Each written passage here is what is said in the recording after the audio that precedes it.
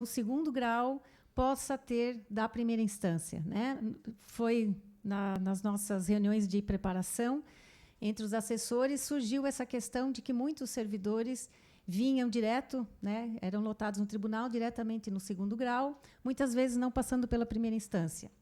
E não só isso, também que muitos procedimentos, né, que podem ser melhorados em função da celeridade, em função, né, do próprio trâmite do processo, que pode ser talvez melhorado na primeira instância e talvez na segunda instância. Então, a ideia é que nós tenhamos aqui hoje, né, falas de pessoas que estão vivendo o primeiro grau, o trâmite do processo, e que possam estar falando das suas várias dificuldades, dos seus limites, e, em contrapartida, esse diálogo com quem está no outro lado, no caso, segundo grau, ou até temos servidores de outras áreas aqui que também, né, querem participar desse debate. E, para esse debate, então, nós convidamos, né, o Carlos Crispim, diretor da Terceira Vara de Florianópolis, convidamos Dirley Preve, diretor da Segunda Vara de Florianópolis, Ibis Cassal, diretor da Segunda Vara de São José, e, para mediar esse debate, a Silvana Chachimite, assessora do gabinete da doutora Gisele. E também dizendo que, assim, nesse início, que eles vão fazer a fala, e até que a gente chegue, né, no debate, nas perguntas, nós vamos gravar, porque entendemos também que isso aqui, né, que está acontecendo hoje é a gestão do conhecimento. Então, nós temos, né, essa alegria de estar recebendo 3 diretores com uma larga experiência em vara, que passaram pelo processo físico, que estão hoje com o processo eletrônico. Então, também são histórias aqui, né, de vivências e de entendimentos. E, pensando nisso, então, a gente vai deixar esse primeiro momento também gravado, que também pode ser depois acessado por vocês ou por demais colegas que não tiveram oportunidade de estar aqui hoje. Então, desejo, né, um bom debate a todos e passo a palavra para a Silvana. Tá bom, todo mundo está me escutando, né? Então, acho que o objetivo é bem nítido, como a Cláudia colocou, é para, na verdade, ser um bate-papo. Então, não tem muita assim, formalidade. Eu acho que não é... A gente vai ter um momento que eles vão falar um pouquinho cada um da sua vara, mas se vocês quiserem perguntar qualquer coisa ou introduzir um assunto para a gente conversar, porque a ideia, eu acho que é meio que um intercâmbio. Acho que foi isso que a gente pensou sempre, um intercâmbio. É uma demanda que a gente sente porque a gente acaba se afastando nas atividades, fica todo mundo, cada um lá no seu... Né, o pessoal de gabinete, o pessoal assim, nem sempre flui uma conversa que eu acho que nessa troca a gente poderia resolver muita coisa, deixar o trabalho de todo mundo mais fácil. Então, para começar, eu vou convidá-los a falar um pouquinho cada um da sua vara, da sua dinâmica, sempre lembrando que a ideia é essa, apresentar, porque muita gente... Eu, por exemplo, sou uma que nunca trabalhei em vara, né? Então, a gente tem uma ideia superficial do que a gente vê no processo. Mas é interessante essa informação de como que é a dinâmica, a gente sabe que não é igual em todas as varas, né? Então, fala um pouquinho da dinâmica, pode começar com o Dirley, e assim a gente vai seguindo. Tá ok, então. Boa tarde a todos. Quem não me conhece, sou o Dirley, diretor da Segunda Vara, aqui de Floripa. Eu fiquei pensando assim do objetivo, assim, né, da importância desse encontro, assim, né? A gente até conversou um pouco formalmente no início e tal, e a gente chegou à conclusão que os nossos maiores problemas estão na origem da comunicação, né? Assim, onde nós, sem querer, nós criamos barreiras, né? Primeiro e segundo grau, parece uma coisa, né, muito distante, muito longe. A gente observa que quem dá abertura, né, com quem a gente consegue conversar, tirar as dúvidas, a gente resolve as coisas da melhor forma, menos retrabalho, né, e tudo muito mais tranquilo, né? Então, achei muito legal essa questão de ter essa conversa. Eu acho que esse aqui deve ser o primeiro de vários, né? Uhum. E parabenizando a iniciativa da Cláudia, sua equipe, né, os colegas aqui também, que é interessante porque são 3 experiências, todo mundo acha que PJ é igual para todo mundo, né, mas, na verdade, ele tem os movimentos que se adequam a todos os procedimentos. Então, depende muito da orientação do juiz, procedimento da vara, né, que dita essa movimentação do processo. Então, eu vou falar inicialmente assim, mais do início do processo, na fase de conhecimento, para não ir muito longe, né, para deixar, no decorrer, a gente vai dirimindo, né. Então, ali, a nossa prática é assim, ó, a chegada do processo na análise, né, ela chega ali na triagem inicial. Na triagem inicial, a gente tem uma relação de processo que a tendência da empresa é fazer acordo, né. Então, esses processos já são imediatamente já remetido para o Sejusc, porque se tem possibilidade de acordo lá, melhor caminho que já tem os juízes preparados, a equipe e tal, né? E os que não fazem acordo, já vai para a pauta da vara. Tá? Então, assim, as tarefas são todas divididas pelo perfil de cada servidor. Esse processo que já entra para a sala de audiência vai ficar sempre com o assistente de audiência, que é a pessoa que trabalha. Não quer dizer que a gente está centralizando todos os processos relativos à audiência a essa pessoa. Eu posso fazer essa petição, que vai entrar, pedir um adiamento, alguma coisa relacionada à audiência, qualquer pessoa, né, porque hoje em dia o nosso novo desafio aí é esse gerenciamento do processo eletrônico, quer dizer, é muitos processos, uma variedade de atividade, e não é mais o controle físico, tu pegava a pilhinha e botava na mesa e ali estava o controle, né? Então, não dá para deixar também só uma pessoa encarregada só de um fluxo, só de uma caixa de tarefa, que o cara vai endoidar também. Ou todo mundo cuidando de tudo. Vai ser o tal do cachorro com muitos donos, vai morrer com fome ou com excesso de comida. Né? Então, essa que a gente tem que permear, trabalhar, gerenciar, tem que estar de olho nos perfis, tem que respeitar, não pode querer exigir igual para todo mundo, né? A equipe, a gente sabe que tem perfis diferentes e tal. Então, basicamente, o início está nesse caminho. Se não tiver acordo no Sejusc, ele volta, vai ser incluído para a instrução. Tendo acordo, o processo vai para aguardando cumprimento de acordo, né? Se for parcelado, se for quitado, arquiva, lança os valores e tal. E, basicamente, o conhecimento é esse, para não entrar muito, senão Sim. não é que o propósito querer detalhar muito. É isso. E lá com o Crispim. Boa tarde a todos. Queria enaltecer aqui a iniciativa. Essa comunicação entre o primeiro e o segundo graus é de suma importância para o andamento dos trabalhos no tribunal, né, de uma forma geral. Duas instâncias tão próximas e, ao mesmo tempo, tão distantes. Né? Não nos conhecemos, não conhecemos os trabalhos uns dos outros, e, assim, às vezes, criticamos o trabalho do outro por não conhecê-lo. E essa aproximação talvez venha a ter o objetivo de sanar essas dúvidas e aproximarmos para que haja uma conciliação melhor no exercício das atividades. Por isso, meus parabéns à equipe do SEDUC, a Silvana, que está mediando aqui esse trabalho. Queria aqui dar os parabéns ao Dirley e ao Ibis, que muito bem conduzem os trabalhos nas unidades judiciárias deles, né? Costumo dizer que são mestres nesse sentido. Assim, a dinâmica na vara do trabalho ela é muito célere, muito rápida, à medida que se misturam a parte administrativa e a parte judiciária num só setor. O diretor, hoje, ele acaba cuidando da parte administrativa, da parte judiciária, gerenciamento com os servidores, né? E além de... E, juntamente, ainda os advogados que nós temos que atender, que é uma demanda muito grande. Mesmo com PJE, os advogados continuam aparecendo lá para... Mesmo com PJE, eles não continuam aparecendo, agora eles telefonam, né? Mandam e-mail, WhatsApp, encontram o juiz na sala de audiências. E, além de ter essa junção do serviço administrativo e judiciário, nós podemos constatar, ao longo dos anos, que há uma redução de servidores. E isso também dificulta o gerenciamento da unidade judiciária. Que, assim, já entrando para a tramitação dos processos, né, os nossos processos na terceira vara quase que coincidem com o procedimento lá na segunda vara.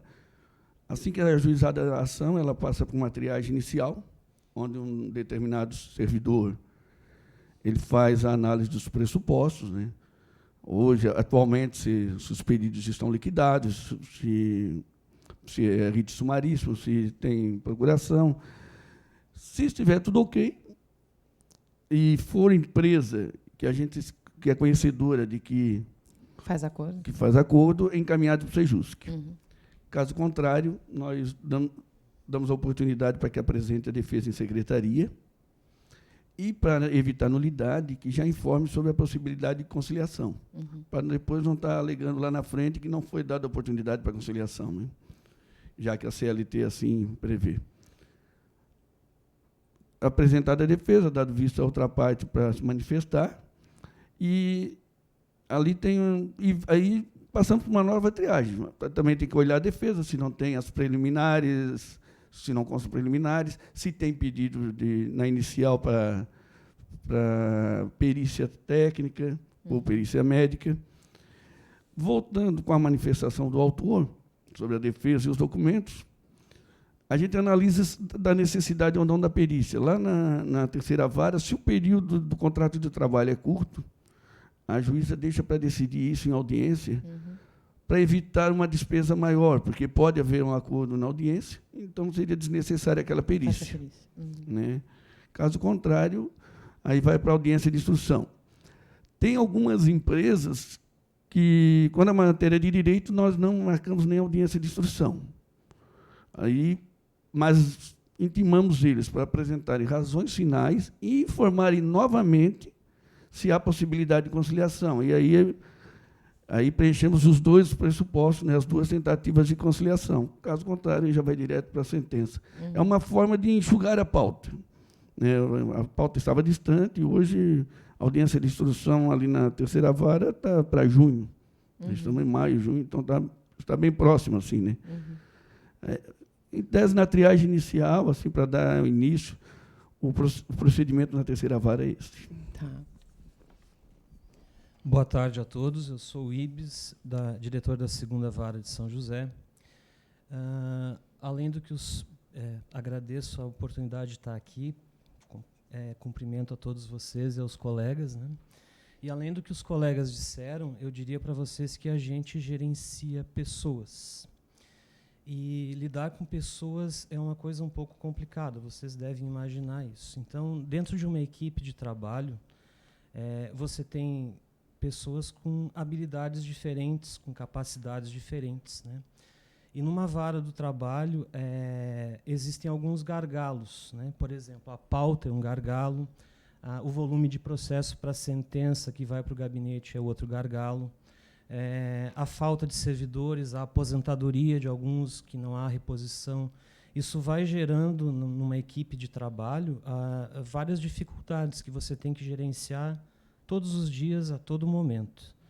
Então, lá na vara de São José, eu trabalho com uma equipe, somos ao todo em 10 pessoas, 2 assessores, um contador, um assistente de audiências, um servidor que atende no balcão, eu, minha assistente, e mais 3 colegas para fazer o serviço em mais ou menos 2.700 processos ativos. Então, você tem que tirar coelho da cartola todo dia para resolver os problemas. Eu imagino a vara como um lugar onde são diversos setores e uma pessoa, às vezes, faz o trabalho de mais de um setor, né? Então, isso é uma coisa que a corda está esticada, sabe, pessoal? Então, quando entra mais coisa, quando tem mais trabalho, quando vem uma determinação do tribunal para que a gente faça lá um levantamento de se os CPFs e CNPJs das partes estão de acordo com o PJE, isso tudo é uma demanda que vai aumentando no teu dia a dia, que já está cheio. Então, tu tem que gerenciar isso tudo, né? É assim uma guerra diária, porque além de todos esses elementos, a gente ainda tem o cidadão que está ali aguardando uma resposta do Poder Judiciário. Muitas pessoas apostam a vida dele, criam a expectativa de que a vida dele vai se resolver com aquele processo. E, fora isso, os advogados, né, que no dia a dia estão lá no balcão, estão por telefone, por e-mail, por WhatsApp. E a impressão, às vezes, que eu tenho é que eles imaginam que nós, servidores, somos empregados do escritório e não servidor público. Então, com o tempo, com o passar do tempo na administração, você tem que ir aprendendo a dizer não, a achar saídas para determinadas situações que surgem no teu dia a dia, de forma a contemplar não só o interesse do juiz, da vara, como também do advogado e da parte. Acho que, como início, era isso. Com a questão do PJE, a dinâmica, porque o Dirley tocou num assunto interessante, essa questão, porque assim, às vezes a gente pensa que é interessante especializar um servidor para determinadas atividades, porque vai se imaginar que vai fazendo cada vez melhor aquela atividade, mas também acaba em algum momento ficando muito enfadonho. Então, assim, tem essa dinâmica. E no PJE, essa dinâmica nas varas, ela, assim, sim, aumentou isso? Como é essa questão? É meio que um rodízio? Como que se cuida de todos esses setores que vocês mais ou menos apontaram, né?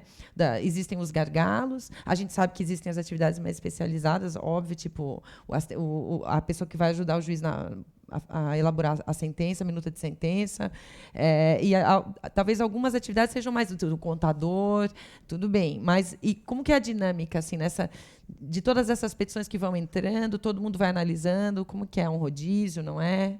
Assim, pela nossa experiência ali desde o início, né, a gente vem defendendo que o PJE te leva para isso, né? É a tendência de todo mundo fazer tudo. Essa, obviamente, que na prática não dá para se exigir isso de todos, né? Claro, e vai identificar certos talentos e tal. Isso é natural, como o Ibs também falou, que então, o que faz a gente parte da faz? gestão. Assim, né? Tem uma tendência lá, o cara ele adora no operacional, cumprir tarefa. Tal. Então, ele é encarregado de todas as comunicações, todos os preparos, né? Mas não quer dizer que é só ele.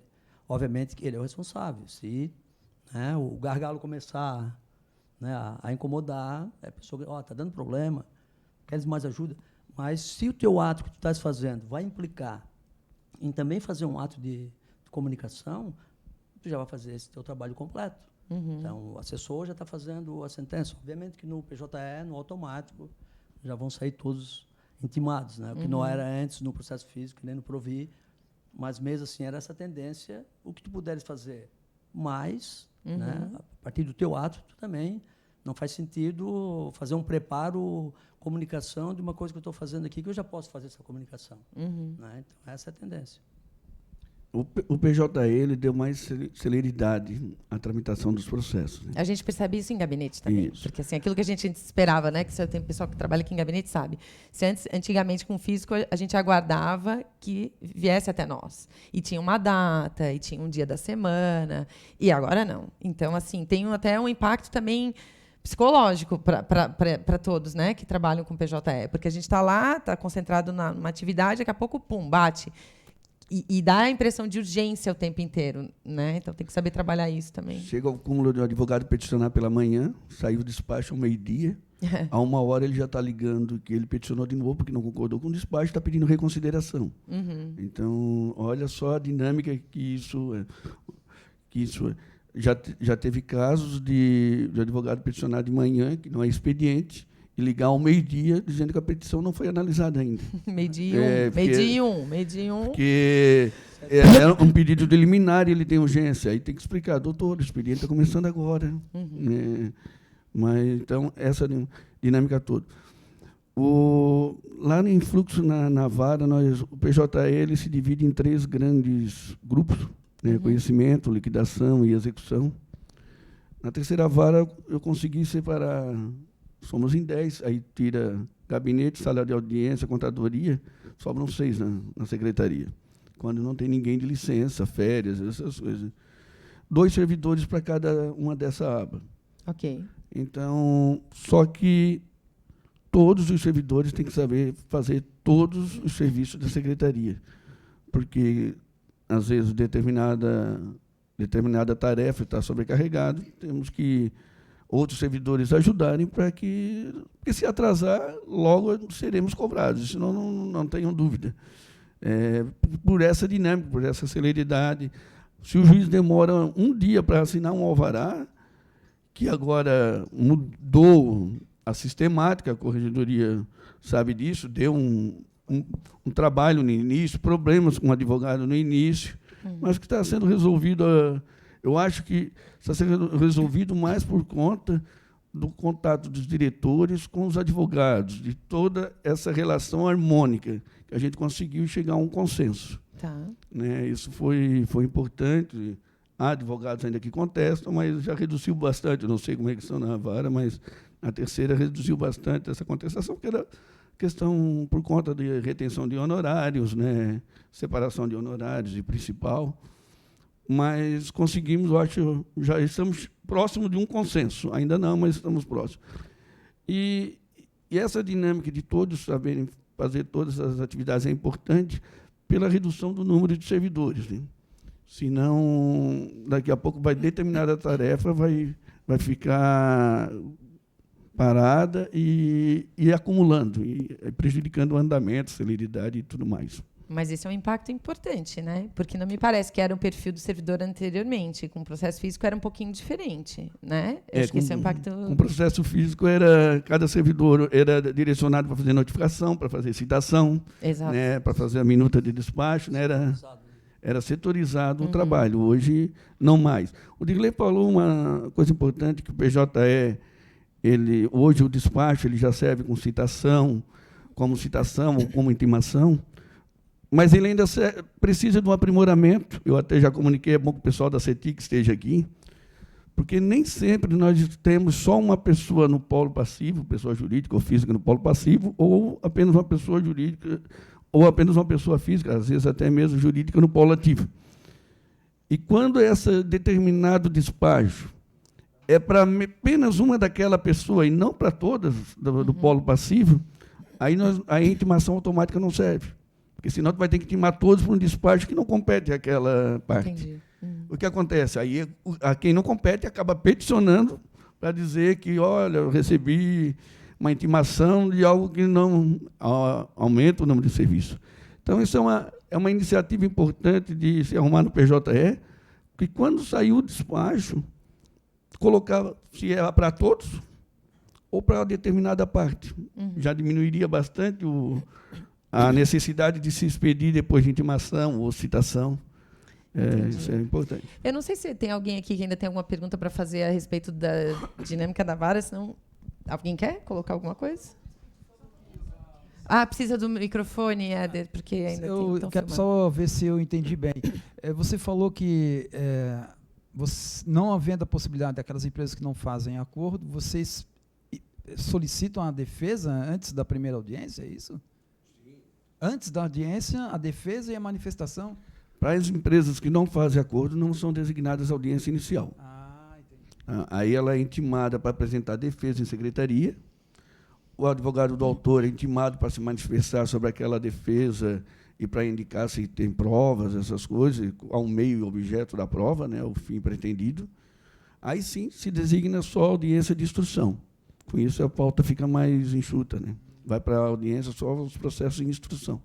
Diferentemente da segunda vara, a regra, a audiência. Até estou prestando atenção aqui nos trabalhos que se concentram na secretaria, toda essa análise de defesa, questão de perícia, tudo, isso realmente... Concentra na primeira audiência. Isso compromete bastante, sobrecarrega bastante a equipe. Qual é a nossa tese lá? Cara, a petição pode estar uma coisa do outro mundo, assim, tu lê e não entender, está tudo errado.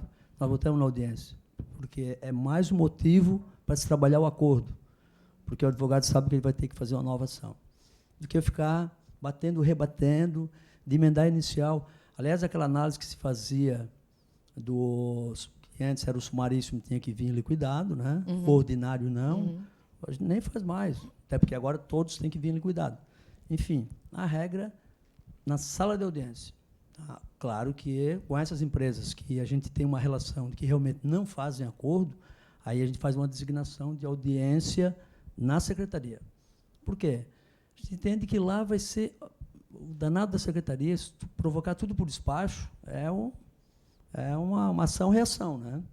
E petição gerando Então, na audiência, o juiz tem a possibilidade de delimitar a verba controvertida, né? E a questão da definição das provas, ou a declaração de que não há mais prova a produzir, no caso dos municípios. Até o município, os procuradores peticionam, não querem audiência, tem uma recomendação da corregedoria e tal.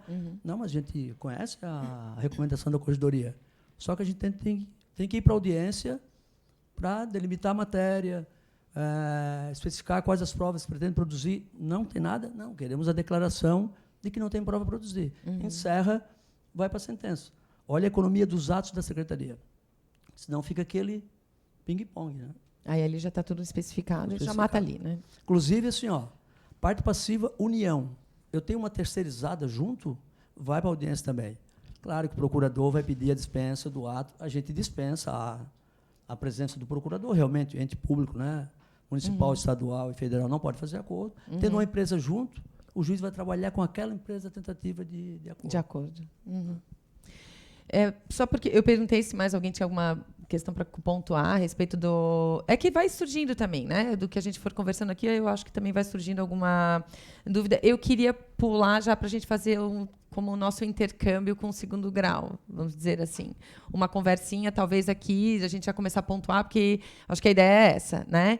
De a gente já pedir aqui para os nossos mestres do primeiro grau começarem a pontuar algumas coisinhas que talvez a gente, no segundo grau, pudesse ajudar ou fazer um pouco melhor ou incrementar o nosso trabalho. E aí, assim, a partir disso, a gente conversar, né, do que, por que talvez a gente faz aqui, assim, ou vir também do segundo grau, o que a gente pensa do primeiro grau. A gente estava conversando um pouco aqui antes nos bastidores, dando um exemplo. Então, aí depois queria que vocês falassem um pouquinho sobre isso. Isso eu acho que seria o mais emblemático. Quando não há condenação em primeiro grau, na sentença, ou... eu acho que o mais emblemático é quando não tem condenação mesmo e vem para reformada a sentença no tribunal e aqui se determina a condenação. E aí o que acontece, Dirley? O que pode dar de problema nesse acórdão quando a gente está dando a condenação pela primeira vez aqui? Então, isso realmente dá um grande trabalho, né? Acho que é falta Pode dar ou pode não dar. Vamos falar do que quando dá, o que é? O que acontece? Então, a nossa maior dificuldade vai ocorrer a inversão do ônus de tudo, né? Então, por exemplo, especificação, né? A gente até conversou, uma perícia, né? Falasse com uma ação procedente lá e aqui deu improcedente. Não, o contrário. Também tem esse aspecto, né? Mas eu acho que então eu falei contigo, né, Ibis? Ele pode dar o exemplo também de que a gente falou.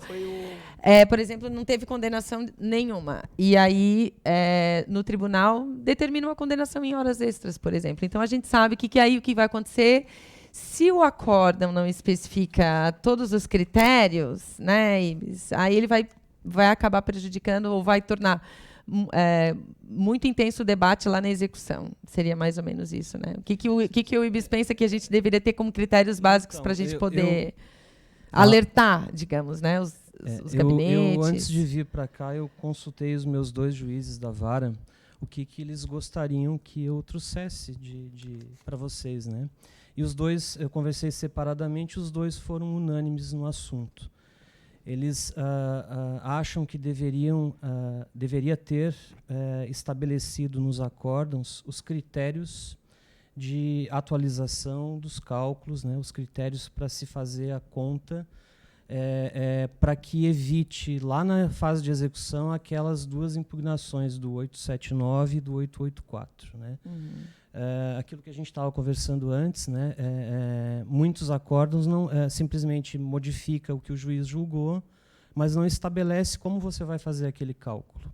Então, esse seria, lá para os meus juízes, né, um dos pontos essenciais para ser observado, né, para que facilite o trabalho e se desenvolva a execução de uma forma mais assim como também acho que o que o né? Dirley queria colocar, que é pontuar, e que também por vezes deve escapar a questão da sucumbência nas matérias de periculosidade e insalubridade. se reforma e não se fala nada sobre nada. a quem A compete. A empresa foi sucumbente lá e aqui não se falou mais Aí nada. não se diz que se inverte, se não inverte, quem é que vai pagar. Crispim também comentou a respeito dos requisitos para o pagamento pela União, né, para atribuir os honorários à União. É assim, né? Quando a empresa é condenada em primeira instância em adicional de insalubridade ou periculosidade, aí o processo vem em grau de recurso, chega aqui, foi julgado improcedente esse pedido. Aí simplesmente se coloca julgo improcedente pedido de adicional de insalubridade. Nesse caso, não se fala nada a quem compete o pagamento dos honorários do perito da primeira instância. Até entendo que se a empresa deveria embargar para dizer, já que não houve condenação, que... Não sou eu que vou pagar. Né? Mas quando ela não embarga, aí compete a primeira instância decidir sobre isso. E quando não, aí se coloca somente que honorários periciais pela União. Fizemos a requisição, o tribunal devolve porque não está preenchido os requisitos da portaria. Então, uma simples leitura da portaria, quais são os requisitos que necessitam constar da decisão para que esses honorários sejam suportados pela União, até porque o tribunal também passa por uma auditoria e tudo isso tem que ser observado, já facilitaria, porque o processo volta à primeira instância, são solicitados os honorários, indefere-se o pagamento dos honorários, aí porque a presidência, né? É com a presidência. A presidência manda de volta, dizendo que não. Aí o juiz tem que sanear isso. Aí o juiz tem que dizer, está preenchido o requisito, foi deferido os benefícios da justiça gratuita, ele foi sucumbente no objeto da perícia, ele não teve... Agora também tem um outro critério que não tem nenhum crédito a receber. Tudo está especificado, tem uma portaria dizendo isso. E olha o retardo no processo. Né? O processo teve que ter um andamento a mais só para se definir sobre os honorários periciais. Que, na verdade, às vezes até está definido, mas é só porque não se especificou com aquele detalhamento que seria mais na adequado para Secretaria não dar da essa Vara, discussão. Né? Nós corrigimos, porque os juízes também faziam assim, ao passar para o assessor a minuta do despacho, olha, no despacho tem que constar assim. Então, já consta assim na sentença. Quando defere-se, já se resolve. Aí já está na sentença. Se for mantida a sentença, para o tribunal já é como suficiente. Um autotexto, já está lá para colocar. Outro fato importante, até que havia comentado anteriormente, se analisa, às vezes, no segundo grau, diversos 8 pedidos, supomos. A ação foi procedente em parte, chegou aqui, o tribunal tinha 6 pedidos, o tribunal olhou um por um. Horas extras, não acolho, sobreaviso, não acolho, aviso prévio, não acolho. E, no final, esquece de colocar simples uma frase. Por isso, o julgo improcedente é a ação. Chega lá na vara, a vara tem que confrontar pedido da sentença com o que foi deferido no acordo, um a um, para ver se a ação foi procedente. Quando a pessoa que já analisou no segundo grau, já poderia colocar isso, evitando retrabalho na primeira instância. Né? Isso é importante. Isso a gente vai levar daqui, anotação para certidão. Casos for assim tudo também devem ocorrer na primeira instância, que facilitaria para o segundo grau. A gente sabe, por causa disso, pela falta de comunicação. Né? Vejam que são coisas simples, ações simples, que acabam facilitando o trabalho, tanto na primeira instância, assim como tenho certeza que algumas ações simples nossas facilitaria o trabalho para eu tenho uma pergunta para falar disso, de facilitar o trabalho. Quando os advogados juntam as mídias digitais como meios de prova, por que não é... Ou não sei se acontece isso com vocês, mas por que, em geral, a gente sente isso? Em geral, não vem automaticamente com um recurso para o tribunal?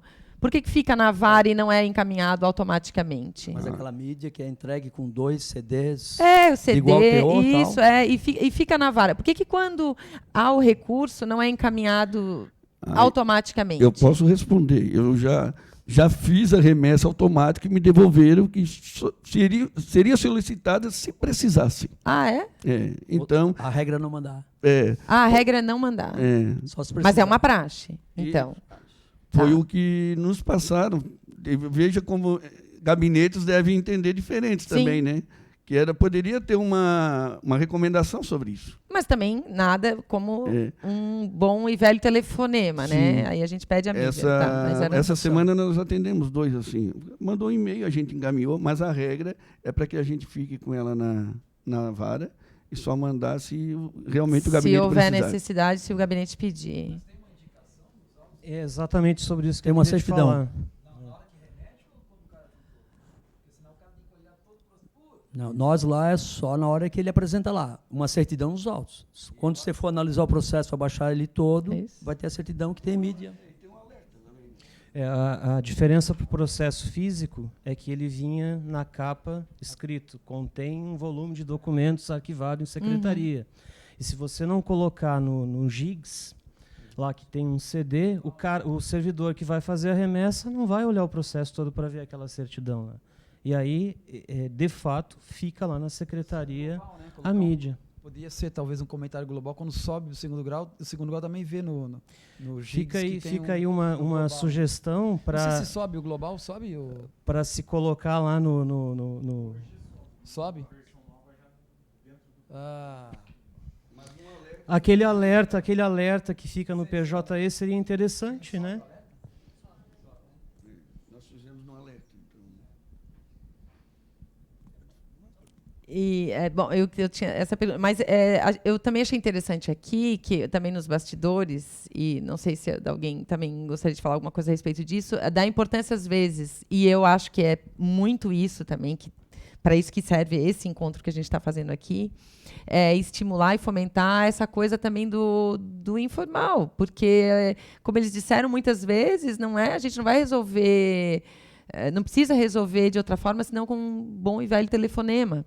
E estavam comentando aqui a respeito de coisas muito simples, porque, lógico, a gente pega, às vezes, o processo no PJE, o advogado peticiona para o juiz, mas caiu lá para nós.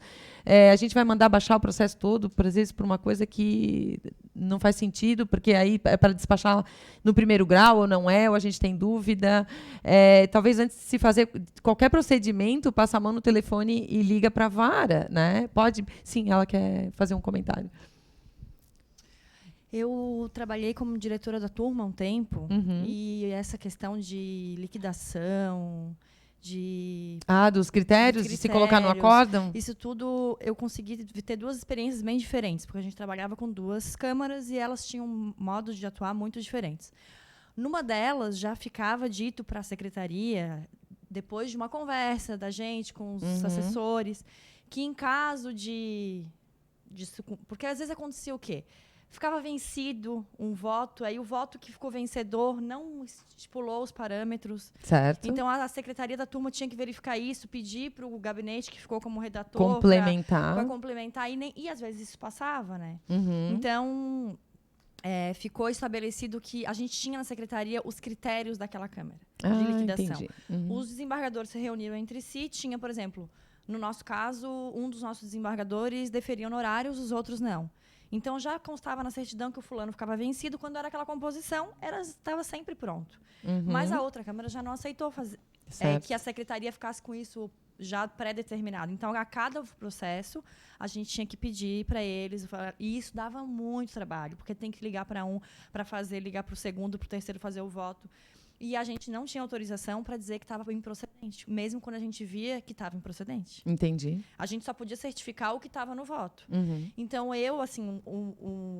a minha experiência diz que o ideal seriam os assessores de cada Câmara se reunirem e já definir isso e passar para a secretaria. Né? Porque isso daria menos trabalho para todo mundo. E, ao mesmo tempo, evitaria... Claro, aconteceria de passar, mas passaria menos coisa que iria voltar para o primeiro grau com o problema.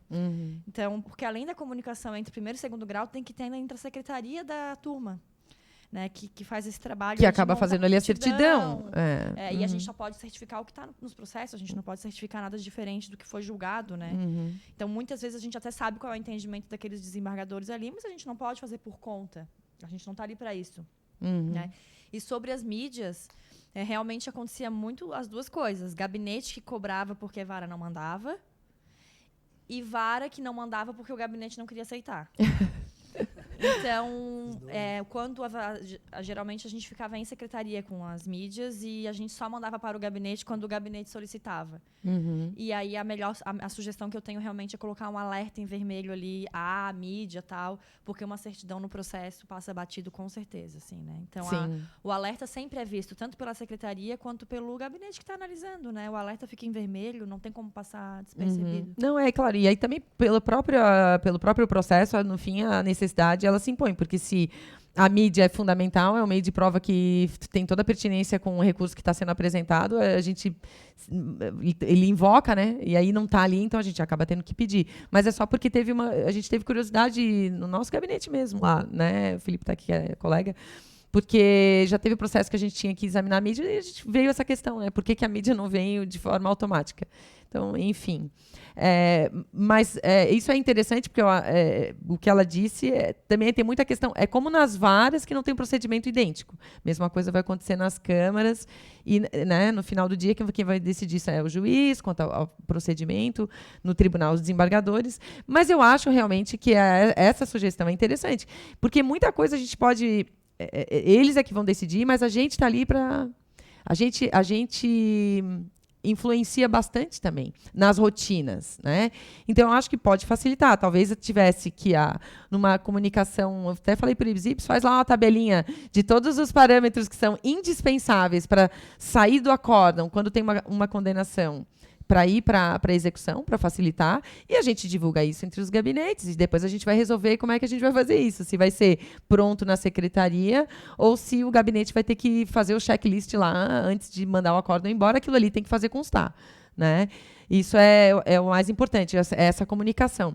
E eu queria daí que o Dirley também falasse de um exemplo que eu achei emblemático da questão do telefonema para resolver uma situação daquele que agora é o inverso, é o gabinete conseguindo pedir ajuda. Isso, mas só ainda complementando ainda a questão aqui da colega, que nós temos como um outro problema agora também é a questão da orientação, ainda não é uma determinação das sentenças líquidas, né?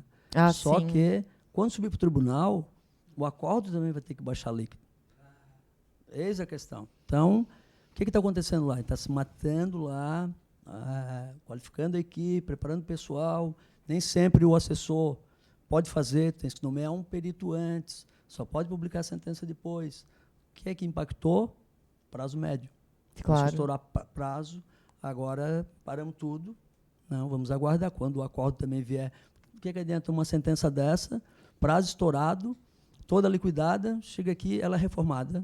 Alterada alguma coisa, que dele a preclusão, o que se ganhou lá na execução? Nada. Voltou a estar casado. Né? Então, não adianta sair de uma forma e voltar de outra. Né? Mas a questão mesmo da comunicação, né? Que às vezes o simples telefonema resolve um processo. Eu tive uma experiência bem interessante, um gabinete me ligou, queria que eu viesse aqui conversar sobre um processo histórico, de 1990, quase 30 anos, né? Mais de 3 mil autores, 500 falecidos, em média 3 desses 500 aí é herdeiro, enfim, uma vara de família, né? E é petições direto. E bateu aqui no gabinete, esse processo é uma loucura, 50 volumes. Pô, não queres vir aqui dar uma conversada sobre esse processo, tal. Mas eu estava entrando de férias, pô, não tem condições, tal. Mas eu vou fazer melhor, vou te mandar o resumo, toda a análise desse processo que nós temos aqui no gabinete. Pô, ajudou. Imagina o impacto que ia dar nessa equipe dele, destacar pessoas para fazer essa análise desse processo. Né? Mais de 3 mil, quase 30 anos, 50 volumes. Um simples telefonema resolveu, né? Ajudou bastante. Para mim, eu não sei para vocês, mas para mim eu vou começar a ligar para a vara para pedir resumo. Né? Vou pedir resumo. Isso aqui é o que eu vou sair desse colóquio com essas. Olha, isso é o meu. Uma outra coisa também, assim, ó, às vezes o advogado vem aqui, ele está na dele, ele quer agilizar. Entra com uma petição para a gente fazer uma análise lá que, não, a princípio, não tem nada a ver com a tramitação do processo aqui em grau de recurso. Às vezes, sei lá, assinar um CTPS. Mas o que ele não quer fazer? Ele não quer ir no PJE e cadastrar um cumprimento de sentença. A gente pode resolver isso aí sem baixar o processo. Baixa o processo, dá toda a tramitação, depois devolve o processo, sendo que a gente pode fazer isso tudo direto lá. Um simples telefonema, a gente pode dar essa dúvida também.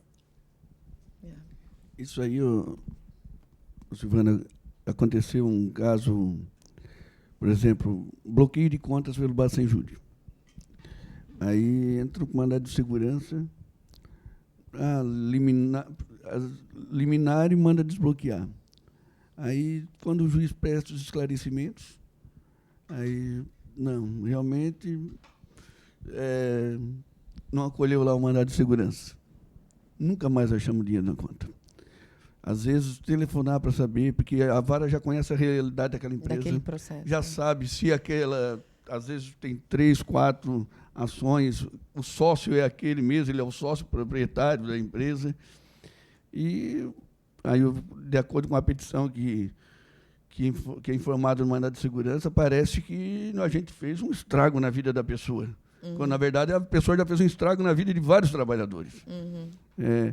E aí isso aconteceu comigo, era um valor que a gente já tinha custado para alcançar. Quando conseguiu, foi determinada a liberação, e depois determinado o bloqueio de novo. Aí já não tinha mais. Aí não tinha mais. Mas talvez a comunicação, nesse caso, por que foi bloqueada a conta do sócio, que histórico que tem no processo, uma liminar sem antes ouvir a autoridade coatora, pode vir a dar um prejuízo grande assim, para uma ação, para a efetividade desse processo. Não sei se alguém tem mais... Gostaria de colocar alguma coisa? Eu não sei também, eu acho que tinha um comentado aqui a respeito da... Porque falou também, agora me veio à mente, porque falou dessa questão dos convênios. Como que está sendo o entendimento também nas varas a respeito disso? Esses convênios, esses bloqueios, eles todos já servem... o entendimento é que é garantia mesmo do juízo? Como que... Lá na terceira vara, se fizemos o bloqueio pelo Bacen, alcançamos, aquilo ali já conta como uma penhora, ele já é intimado para apresentar embargos. Já é considerado... E se ele se manifestou sobre qualquer manifestação sobre aquele bloqueio, ele já está ciente e já estamos contando o prazo para embargos. Também. Não, a regra também. Sim, considerado como penhora já o próprio ato do bloqueio. A única diferença, por exemplo, seria que dependesse de uma perfectibilização da penhora, seria no caso do CENIB, que pegasse um imóvel, aí sim, aí teria toda aquela tramitação de o Renajude. O Renajude, para formalizar a penhora, vai depender da localização também. O que a gente faz no Renajude? A gente faz um bloqueio geral, restringe tudo, a transferência, a circulação, que esse carro vai ser pego numa blitz, aí, de repente, vai aparecer uma petição de acordo mais rápido. Lá em São José também a gente considera o bloqueio de Bacen Júri como garantia. Inclusive, mesmo que o valor bloqueado não satisfaça integralmente a execução, se for um valor inequivocadamente incontroverso, inferior o advogado pede a liberação e aí se dá a vista para a executada daquele valor bloqueado apenas para se manifestar sobre o bloqueio.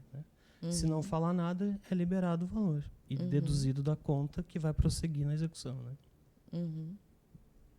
O Renajude e o CENIB necessariamente tem que ter um auto de penhora porque vai se avaliar o bem. É diferente de dinheiro, que ele próprio já é a garantia. E o que mais? Que a gente pode, então, falar também dessa questão da colaboração daqui para lá e de lá para cá? Alguma colocação aí da plateia? Nós temos uma dificuldade grande com relação aos Correios. Todas as áreas sentem isso. Sim. Isso já foi comunicado à presidência, ao fiscal do Correio, porque, por questões de economia, as citações iniciais ou citações de execução ocorrem de forma registrada, mas não retorna esse comprovante para a vara. Então, até mostrei um documento para os gabinetes tomarem ciência da nossa dificuldade. Se consulta no site do Correio se foi entregue ou não a correspondência. Aí saiu uma correspondência para o Banco do Brasil, estava objeto entregue ao destinatário. Foi revelia, não sei se... Mas imaginamos que tenha recorrido e veio para o tribunal como revelia.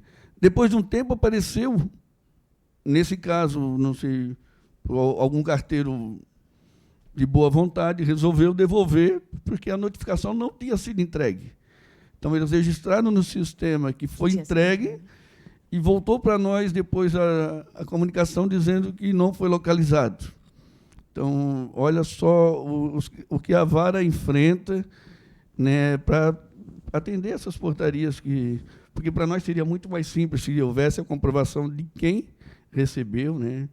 Imagina até para uma pessoa física, porque às vezes já aconteceu de ir na casa do vizinho, entrega para o vizinho eu entrego para ela, e vai entregar depois para ela depois de 10 dias, né? Mas lá ele consta que recebeu. Então é uma questão difícil, é difícil a questão da revelia quando vem para o tribunal, até porque já aconteceu de depois de um tempo nós consultarmos o site do Correio e a informação aí já está correta.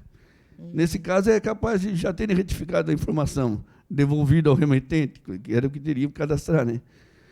Então, o alerta fica, porque se quiserem acabar consultando, pode ver que essa informação tenha sido modificada no próprio site do Correio. Aí teria que baixar mesmo o processo para dirigir, né, em razão da nulidade. Né? Sim.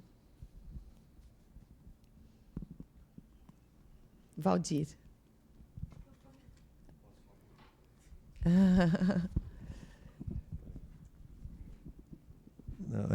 Primeiro, parabenizar aqui a iniciativa do SEDUC, né, e agradecer a participação de vocês.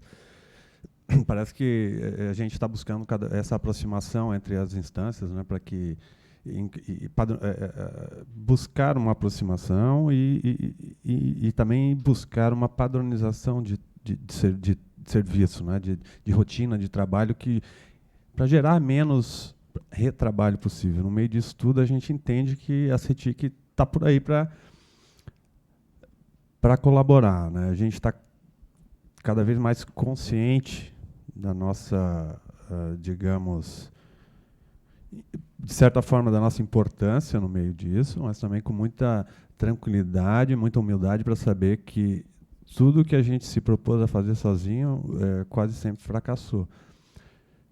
E muito em função do apoio desses, eu vou fazer questão de dizer mesmo, muito em função desses 3 diretores que estão aqui, que estão sempre muito próximos da CETIC, que a gente consegue, de fato, desenvolver recursos que ajudam na nossa rotina, na rotina de trabalho de vocês. Afinal de contas, é a nossa área fim do tribunal, né? Quando a gente fez isso, nunca houve nenhum tipo de arrependimento, digamos assim, porque a gente vê o fruto do nosso trabalho. Hoje, tanto a CETIC está tão voltada para a judiciária, e nós estamos valorizando tanto que a gente pediu vaga nesse evento aqui, que nem era dedicado a gente. Eu olhei aqui para trás agora, tem uma galera aqui da CETIC em busca de oportunidade de trabalho mesmo, né? E vocês têm que nos cobrar também, vocês têm que nos ajudar.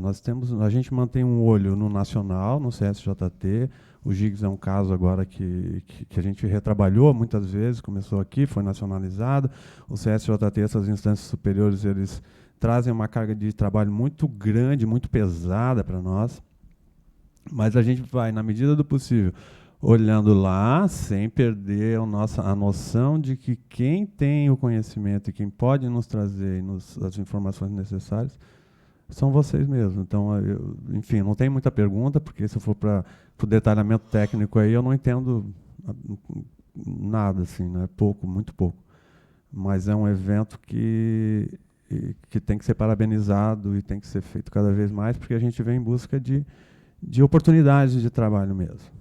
Então, isso aí. Já que vocês perguntam para nós, então eu tenho uma para você. Eu estou passando para o Cláudio. Ou para vocês. A questão do GIGS, né, que tu batesse aí e tal. Não sei, que tem muita gente aqui que não é da época do processo físico puro, né? Na verdade, o GIGS para nós hoje é aquela contracapa dos autos lá que a gente fazia uma redação histórico, né? O que foi feito, o que faltava fazer e tal. E aí, não sei se é rádio de corredor, ou, né, o que tem de verdade nessa notícia, que nós correríamos o risco de perder os gigs quando da migração total para a versão do KZ, do PJE. Existe algum risco de se perder tendo em vista a potencialidade que ele é, né, para nós? Ele é um indicador, assim, anotação, são as nossas anotações, né, do que é feito, do que está para fazer, controle de prazo, cara, é tudo. Assim, deu até uma tristeza na galera lá quando... Fake news, é fake news. Ainda bem. Assim, não, tem que deixar claro o que é perder, né? Quando se fala perder os gigs é porque ele foi nacionalizado. Então, ele, de fato, está nas mãos do CSJT. Quando a gente diz assim, nós perdemos os gigs, nós perdemos o controle sobre as regras de negócio dos gigs. Por quê? Porque como ele nacionalizou, ele ficou mais burocrático também, né? Tem que ser, vem uma ideia, seja de quem for, uma bela ideia, e a gente tem que essa possível melhoria, ela tem que passar por comitê regional, comitê nacional. Então, ele entra num processo igual ao do PJE, porque o GIGS deixa de existir, ele é PJE. Vocês vão ver na versão próxima 2.4 que o GIGS é a principal carinha do PJE agora. Se, por um lado, a gente perdeu, de fato, nós perdemos o controle sobre assim, a dinâmica muito rápida de trabalho que a gente viu. Alguém pedia, a gente vai lá e já fazia imediatamente. Ele ficou mais burocrático porque ele foi nacionalizado. Por outro lado, a gente está abrindo agora outras oportunidades. Nós entregamos esse trabalho para esse trabalho GIGS pronto para o CSJT. Está aqui. E agora a gente vai poder evoluir também o GIGS. Por que não? Nós não perdemos a força de trabalho, os técnicos que mais entendem de GIGS no Brasil, não é os que mais entendem, os únicos que entendem, eles estão aqui no TRT-12. É como o DEJT, por exemplo. O DEJT também é daqui, mas ele foi nacionalizado. Quando vem uma demanda nova para o DEJT, alguma coisa assim, quem faz somos nós. A gente ainda tem, sim, um certo controle, e muita influência assim, no GIGS. E a gente vai ter que parar de falar GIGS, mas no que se refere ao GIGS que está dentro do PJE agora. Nós não perdemos totalmente, não. Não, mas complementando que o Dirley, a indagação do Dirley, é se essas nossas informações, com a mudança, elas vão continuar no GIGS. E seriam as informações internas também, porque se o GIGS vai incorporar o PJE, essas informações que são internas, conseguimos reservar ainda do público externo? Sim. O Valdir tocou um negócio interessante, que foi sobre padronização. Eu até aqui vou antecipar. Eu participei o ano passado todo, indicado pela Corregedoria, de um projeto chamado WIC Nacional, que foram diretores de cada regional. Cada regional indicou um diretor e um membro da Corregedoria, e foi eu e o César Bedini, que trabalhando na padronização dos procedimentos. O que ocorreu foi mapeado o processo desde a petição inicial, o que acontece, o que é feito numa triagem, se tem antecipação de tutela, tipos de decisões. Não para padronizar entendimento do magistrado, que claro. Isso cada um tem o seu, né, a gente entende isso, mas se deferida a tutela, qual tipo de mandado que sai? E foi um projeto grande, levou um ano. Ele só não foi liberado porque o PJE, infelizmente, mudou para a versão KZ, e todos esses mandados estavam na plataforma do PJE antiga. Então, é um projeto que eu espero, deve retomar agora, está de responsabilidade da 9ª região, começou com Campinas, agora da responsabilidade da 9ª região. Ali tem os modelos de mandados, modelos de ofício, modelo de intimação. Vai ser aberto agora para os servidores de cada regional colocarem os seus modelos, aí vai passar por um mediador que vai incorporar esses modelos a essa plataforma. E à medida que o servidor entrou lá, projeto WIC, eu trabalho fazendo remessa de recursos. Bom, o que é que precisa? Lá tem um modelo de decisão de remessa, está informando que o servidor deve registrar o recebimento do recurso, é um projeto maravilhoso, principalmente para quem vai iniciar no judiciário, né? Para evitar de a gente estar toda hora ensinando. Aqui no tribunal tem a turma do SECAG, que colabora com a primeira instância. Então, é um projeto onde poderia ser dado treinamento a eles, né? E mostrar esse projeto, e que eu espero que agora, é porque está para vir uma nova versão do PJE agora, né, Valdir? Agosto, né? Aí depois disso será retomado, e eu acho que até o final do ano vai ser entregue para todos os tribunais. Um projeto muito bom. É porque a padronização, ela é interessante, obviamente respeitada a questão de entendimento, né? Ninguém aqui nem está falando de entendimento, mas acho que é interessante porque fica mais transparente também, fica fácil, né? E fica transparente. Então todo mundo sabe, aquele caminho, né? É conhecido de todos. Então fica fácil também para destrinchar qualquer coisa que se queira analisar depois no processo, fica claro, né? A gente não fica com aquele negócio, mas por que será que aqui não foi para lá ou não veio? Por que naquele juiz não determinou aquilo? Por que encerrou aqui? Fica uma coisa mais... E tem impactos importantes, né? Principalmente na atividade do oficial de justiça. Os coitados sofrem pelas vários modelos que tem aí, cada uma coisa, cada uma determinação. Uma hora ele vai lá fazer o mesmo ato com atribuições diferentes. Tudo em razão do modelo. Isso aí realmente vai ser muito importante. Padronização. O projeto foi todo acompanhado pela Corregedoria de Campinas, né? A juíza corregedora de Campinas destacou um juiz auxiliar para acompanhar esse processo, até para evitar problemas, né, com alguma nulidade, porque a gente sabe que tem alguns entendimentos.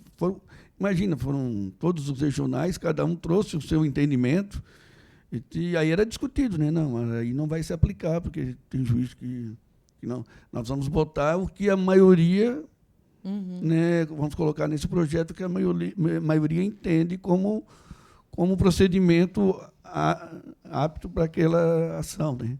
Então houve muita discussão, e chegamos a um consenso que foi um belo projeto. Espero que ele se instale logo para a gente poder reproduzir os tribunais, né? E veio um outro assunto aqui também agora. Só recuperar o lance dos gigs. Eu vi o gigs novo. A rapaziada que programou está toda ali. Ele para tudo que tem nos gigs, plugin, tem no gigs, esse que vai ser incorporado no PJE. Tem duas coisas que ele não tem. Uma que é aquele programação que tu diz, quero abrir, sei lá, quer abrir o Ninja, e que ele abrisse junto, né, como é hoje. Você pode programar abrir quando assumir a tarefa, quando abre o Bob Esponja e tal. Então, essas coisas não tem ainda, né? Acho que é o que dá para dizer. Não tem ainda, mas tudo que tem no gigs, todas as informações que vocês têm gravadas, elas vão ser todas incorporadas no gigs novo. E aquelas atividades ali. E vai ter mais coisas. Por exemplo, tem lá... Uma coisa que eu achei legal é que os preparos, você vai poder botar um responsável no preparo que vai ficar aparecendo lá no painel. Então, tem novidades no gigs, e tudo que tem no gigs, eles incorporaram para dentro, né? A exceção essa programação que eu falei. Excelente notícia. Sobre a padronização ainda. Aqui parece que está todo mundo de acordo que a padronização é importante, né? Só que, aqui no começo da conversa, a gente já viu duas discussões diferentes aqui, como receber o processo, né? Assim, qual é o caminho. Sim. A corregedoria tem muita dificuldade. É a vara única. Porque, né? Esse método de não ter a primeira audiência... Microfone, desculpa. Esse método que está sendo utilizado aqui em São José e Florianópolis, e provavelmente nos outros lugares onde tem a Sejusc, de não ter a primeira audiência, ele é aqui. É novo, né? Uma coisa nova. Eu trabalhei em Imbituba até dezembro, e lá em Imbituba é normal, é um processo que tem a audiência inicial, a audiência de instrução, a audiência de encerramento. Então, eu fiquei quieto, deixei assim, mas tem essa questão. Tá? Todos os lugares onde são varas únicas, que não tem Sejusc, provavelmente a forma de tramitação do processo é aquela anterior que a gente estava acostumado, né?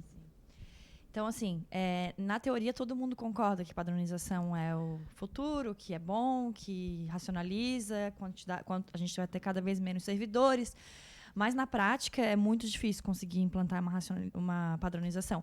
Eu também participei do projeto Wiki no final ali, E aí, a reunião que eu participei, a conversa era, ninguém está conseguindo implantar. Mas eu acho que é porque tem essa dificuldade, mas é porque nesses pontos em que há dificuldade, também é porque também tem uma questão de entendimento. Ali tá junto é uma questão Silvana, de entendimento. Em questões simples, por exemplo, foi feito na gestão da doutora Leria, foi feita uma padronização de alguns documentos, alvará, citação, eu acho. E aí a gente eu trabalho na corregedoria, tá? A gente começou a verificar que também ali não havia. Aí eles cobram da corregedoria uma padronização, e aí quando a corregedoria vai cobrar a utilização da padronização, eles dizem que eles não são obrigados a padronizar. Claro, e isso não é geral, são 60 varas, né? Então, 40, né? 60 juízes, né? Então, 60 varas. Então, é muito complicado, e eu queria saber, então, assim, dos 3 diretores aqui, até fugindo um pouco dessa história de primeiro e segundo grau, né? Porque isso é uma questão mais de primeiro grau, na verdade. Mas é uma questão de entender e conhecer como é que tramita. Isso é interessante. O que vocês acham que ajudaria a criar uma cultura de padronização? Né? Que essa é uma grande dificuldade que a corregedoria enfrenta. Eu vou deixar para o integrante do comitê do PJE. Assim, eu acho que temos que começar a divulgar as boas práticas de padronização e a insistência. O exemplo maior foi o que a corregedoria fez agora, na questão dos alvarás. Pode não estar padronizado em todas as horas, eu não sei como é, mas aqui em Florianópolis, acho que as principais, assim, né, os principais modelos a gente tem. Os principais modelos são aplicados, né, de colocar a base de cálculo, advogado, mas isso teve uma insistência de quem coordenou todo esse projeto, que, como eu falei no início, contou com o apoio dos diretores, porque não vou dizer que foi fácil, porque não foi. Os advogados ligavam, peticionavam, e os magistrados, aí sim, encamparam a ideia de que aquilo era o correto. Né? E na terceira vara, os entendimentos são divergentes. O titular entende que deve ser aplicado o modelo da corregedoria, o substituto entende que não. Como que a gente fez? Nas decisões referentes ao alvará, o juiz titular que acaba despachando e determinando a juntada do contrato. E se resolveu. Mais um acordo entre os 2 magistrados. Acho que esse projeto IC, que conseguisse ir à última sessão no meu lugar ali, as pessoas têm que acreditar que aquilo é o certo. Então, serve. A pessoa tem que acreditar no que está fazendo, né, a questão do alvará, a corregedoria acreditou que é o certo e insistiu. O outro tem que incorporar a ideia, né, e a insistência é que vai dar essa padronização. Assim como nós falamos aqui há pouco tempo sobre a mídia. Nós vimos que uma vara coloca no alerta, outra em certidão. Então, poderia padronizar tudo alerta. Acreditar que aquilo é melhor para o outro. Né? Nós temos que pensar no próximo. Então, é a confiança e acreditar no que vai ser o melhor para todos. Acho que, mas que é um caminho árduo, é. Eu queria voltar à questão assim de temáticas, assim, as matérias que são discutidas no processo, para também trazer um ponto que a gente sente uma certa deficiência, às vezes, no segundo grau. Agora é o contrário, sou eu aqui falando no segundo grau. A respeito das instruções, às vezes, no mais das vezes, nas questões das doenças profissionais. E a gente sente dificuldade, porque não raro a gente abre diligência no segundo grau para pedir documentos, por exemplo, para o INSS. Como que é isso? Como que os juízes têm visto isso no primeiro grau? Eles é uma coisa que vem... Cada juiz tem... Tudo bem, é questão de entendimento, mas não tem já não, se a matéria é essa, o debate é esse, já não tem um disparo de uma coisa já meio padrão de já, bom, o cara foi afastado, tem lá a informação que foi para o INSS, ficou um tempo, foi, voltou várias vezes, já não dispara uma coisa automática de pedir informação para o INSS, a explorar bem a questão do perito também, de pedir mais informações até complementares, de explorar bem isso.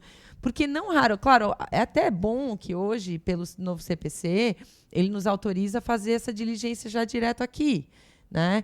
Mas como é isso? Por que já não... A gente tem feito muito isso, de oficial INSS para trazer informação que poderia ter vindo já do primeiro grau.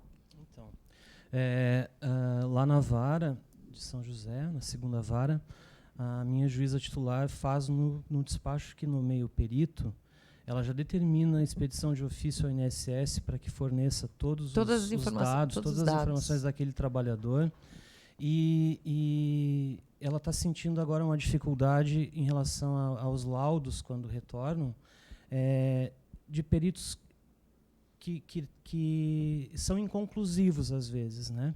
Então, como é que ela está atacando isso? Ela está fazendo um rol de quesitos do juízo, quase que de A a Z, para o perito responder, porque às vezes o advogado de uma parte ou de outra não faz aquela quesitação, aquela pergunta, né? Aquelas perguntas mais importantes, né? Então, exatamente, aquilo que é essencial para que defina se há ou não o nexo causal da doença. Mas a gente até percebe isso, que tem muitos juízes que realmente já colocam, até lá naquela audiência que foi falada, naquela que vou esgotar, quem quer produzir essa prova, ou qual prova e tal, e o juiz já coloca ali, então eu vou designar perito, e ele já coloca ali o rol dos quesitos. Mas, às vezes, a gente percebe que lá na frente falta também ver se o perito respondeu tudo aquilo, ou a contento, digamos assim. Então, isso é uma coisa que vem ocorrendo, né? Recentemente, aqui em São José, ela percebeu com determinados peritos que as respostas não vinham conclusivas. Então, deixavam aquilo no ar. Como é que ela vai chegar na verdade real, né? Tem que voltar ao processo, retrabalho, tempo de duração do processo que se estende, prazo médio. Mas aí faz história, o quê? Né? Ela força a resposta do perito. É o retrabalho, né? Tanto do perito quanto da secretaria, do juiz, né? Então, que já são matérias difíceis, sim, né? Sim, com certeza. Já são matérias que a gente fica, né? Não é a especialidade do juiz. Então, tomando essa providência de antecipadamente já fazer todos aqueles quesitos que ela entende que vai ajudá-la a decidir, é a forma como a gente encontrou de evitar ao máximo esse retrabalho. E já automático já pede as informações para o INSS. Sim, quando sabe que tem um afastamento. Quando tem perícia médica, sai a intimação para o perito e o ofício para o INSS junto. Né? É interessante essa boa prática constar já das macros da audiência, né? Eu acho interessante também, porque se o perito pedir, aí que a gente sabe que não é todo no juiz não está vinculado àquilo que se conclui lá no INSS, né? Mas é um bom meio de prova, né? Ajuda muitas vezes. Silvana, posso dizer que o INSS é um grande parceiro nisso. Na terceira vara eles respondem por e-mail, não precisa nem ofício. Lá deve ser. É só encaminhar por o e-mail e a resposta é rápida. É rápida. Não causa um trabalho maior para a secretaria. Só vai informar o nome da parte, o CPF. Então, isso eu quero registrar em ata. Não, pedir. Não, segundo grau, pedir. Não toma um serviço grande da secretaria. É um simples e-mail para determinado setor do INSS e, em questão de 1 ou 2 dias, eles estão respondendo. É interessante. Olha. Muito prático. Uma coisa que o PJE trouxe de bom para a gente, essa celeridade, né, nessa resposta. Porque antes, quando o processo era físico, se fazia um ofício no papel, botava no correio, ia para o INSS, daqui a 30 dias vinha um calhamaço de papel assim, você tinha que juntar no processo, furar, numerar, carimbar. Né? Hoje é um e-mail para ir e um e-mail para voltar em PDF. Está de acordo com o tamanho, já entra no PJE, já o perito, quando for estudar aquele processo, ele já tem as informações do INSS. Exato, porque eu acho que até que interessante é isso, que ele já tem essas informações, né, previamente, para poder fazer, antes dele fazer o exame do autor, da autora, enfim, do trabalhador. Né? Eu queria citar 2 boas ações aqui. Uma é a aproximação da CETIC, parabenizar o pessoal da CETIC com a aproximação com as varas. Nós temos participado de bastante projetos envolvendo a primeira instância e agradeço a atenção de vocês, porque nós somos chatos também, né? E a aproximação da corregedoria com a primeira instância, até agora com o canal de WhatsApp, onde a gente acaba colocando ali os desabafos gerais. Mais desabafos, mas eles têm atendido a contento, têm atendido com disposição, e isso valoriza o nosso trabalho, né? Quando a gente tem um respaldo de outras áreas, e isso é importante até para a realização das nossas atividades, que no dia a dia são pesadas.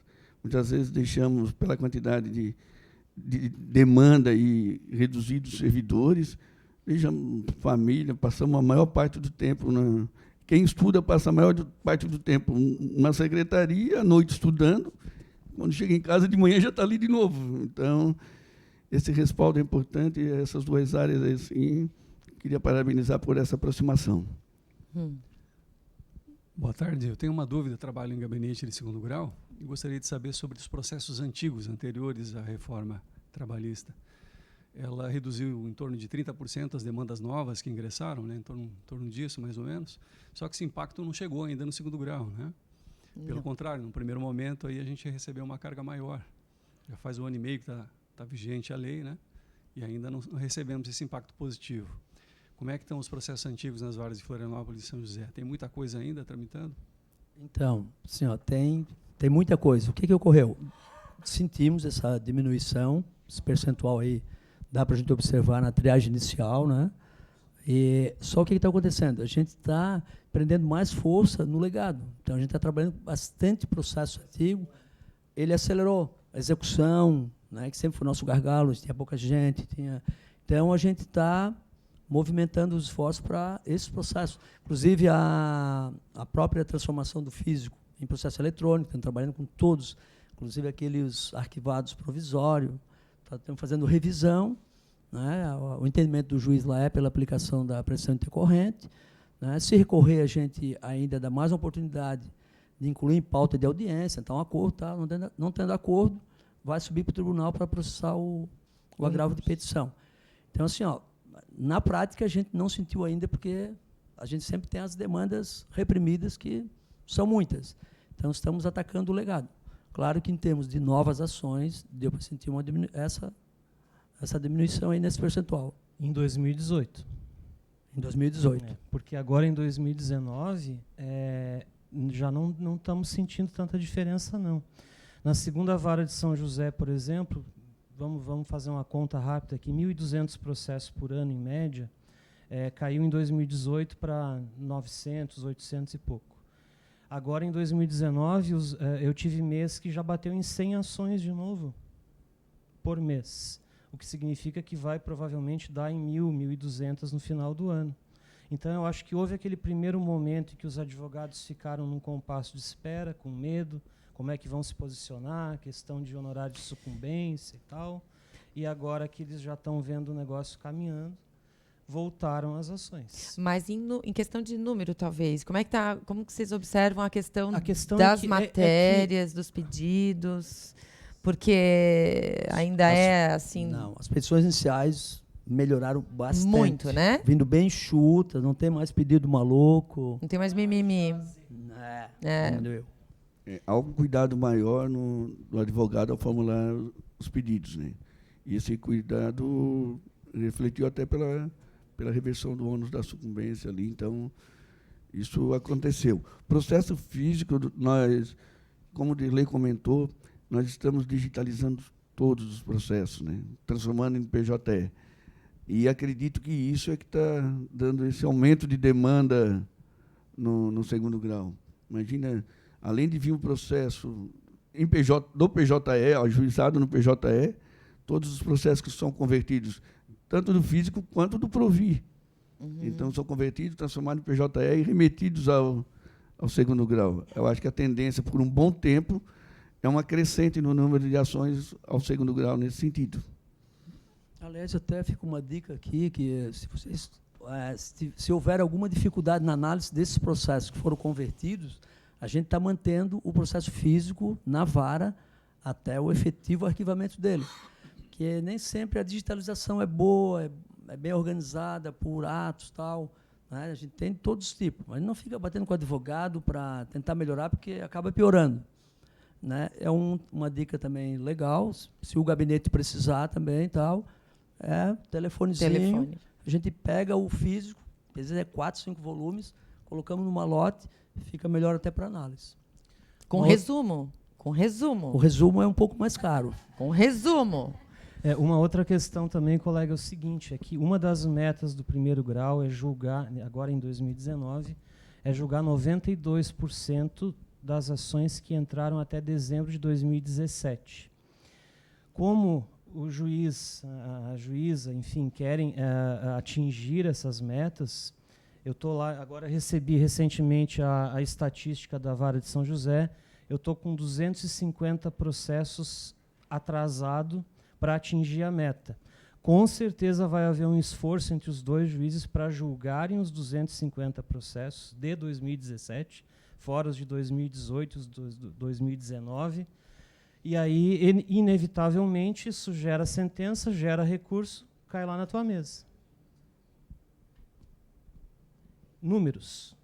Essa digitalização também em todas as varas que está acontecendo? Sim, todas as varas. Acho que o pessoal tem um prazo aí, né, para concluir essas conversões aí. Chegará um momento em que teremos que parar o serviço normal para concluir dentro do prazo as conversões, né? Porque nem sempre os advogados participam, né? Você intima o advogado para ele fazer a juntada de peças. Por exemplo, a minha juíza, o advogado veio e juntou as peças fora de ordem. Resultado, ela não concordou com aquilo e, para evitar maiores discussões, determinou que a secretaria, então, juntasse as peças do processo. Então, essa moda não pega. Tira um servidor, desloca um servidor para fazer aquele serviço. E demanda, né? É aquilo que eu falei no início. Quando vem uma coisa a mais dentro daquela rotina que já está saturada, é estressante, bicho. Isso que o Dirley falou é importante como uma boa prática de solicitar o processo físico, o segundo grau, porque nós não temos como conferir se ele anexou todas as peças. E, às vezes, uma peça foi mencionada lá na sentença, processo antigo. E não acha? E que é importante, vocês não acham. Então, de solicitar o primeiro grau, poderia mandar o processo para nós, para a gente fazer uma análise. Ou, às vezes, se for uma coisa simples, um documento ou outro, a própria secretaria pode checar, pode digitalizar e encaminhar. Essa aproximação, essa comunicação que é importante. Assim como é importante a comunicação do PJE, por exemplo, esses dias, no grupo da corregedoria, todo mundo, o PJE está lento, o PJE está lento. Se quem trata disso está vendo que o PJE está lento, dispara uma comunicação. Não precisa a vara ter que, depois de uma discussão, vai para a corregedoria, chegou ao ponto, não sei se foi o Belinho ou o Geiso, olha, isso não compete a nós. Mas é porque é o único canal que nós temos para a comunicação. Canal do desabafo. Então, quando há um problema que afeta a primeira instância, dispara logo um e-mail. Estamos com um problema no PJE, Não, se alguém já comunicou, já checa e olha, não espera 10 pessoas comunicarem. Eu cheguei a ligar e assim, não, registra no CSI lá, para ficarem sabendo. Tá, mas outros já registraram? Já está todo mundo registrando. Então, para que eu vou registrar? Para ter mais informação? Não precisa. Acredita no primeiro que fez, faz o teste. Quando houver a comunicação, quando tiver uma comunicação eficiente, vai melhorar o trabalho para todos. Eu acho que esse é o nosso objetivo aqui, é esse, né? Porque a gente estava conversando justamente isso. Cada um vai ali na sua atividade e a gente também, até para os novos servidores, principalmente para o tribunal, tá grande, né? A gente tem muita rotina, muita tarefa. Mas já houve o tempo em que a gente se acionava na base da informalidade e a gente aprende muito nessa questão, né? Eu vou ligar lá para saber como é que os outros estão fazendo. Nós de gabinete fazemos muito isso, né? A gente se pergunta. E aí o objetivo aqui é fazer esse mesmo intercâmbio do primeiro e do segundo grau, né? Então, é isso. Queres colocar... Uma pergunta, na verdade, para o segundo grau. Como é que estão sendo tratadas essas sentenças líquidas? Quando vem líquida, o tribunal está liquidando também no acórdão? Não, a gente não recebe, a gente não chegou nada disso ainda para nós, assim, né? Mas não veio não se impôs isso a nós ainda. Já estou ficando apavorada aqui, porque a gente não tem estrutura, não sei como vai se fazer isso, porque é muito complicado. Eu até acho que é vantagem se desse tudo certo. O cara fez a sentença. Pega o microfone. E não mudou nada. O segundo grau confirmou, desceu, beleza, não vai ter discussão. Exato. Agora, mas não é... E o trabalho do primeiro grau ficou todo perdido lá. E o Antônio Ramos se aposentou, então não sei como é que vai ser feito isso. E qual é a vantagem aí? Tem mais setor lá.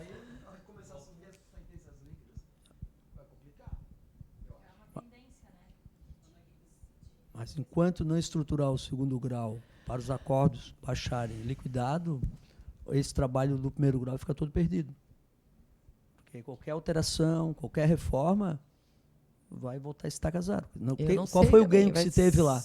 Porque, na verdade, o que a gente quer ganhar? Os incidentes de execução. Porque vai dar preclusão. Quando ele for fazer o recurso, ele vai ter que recorrer de tudo. Critérios de cálculo, valores, tudo. Isso não vai se discutir mais.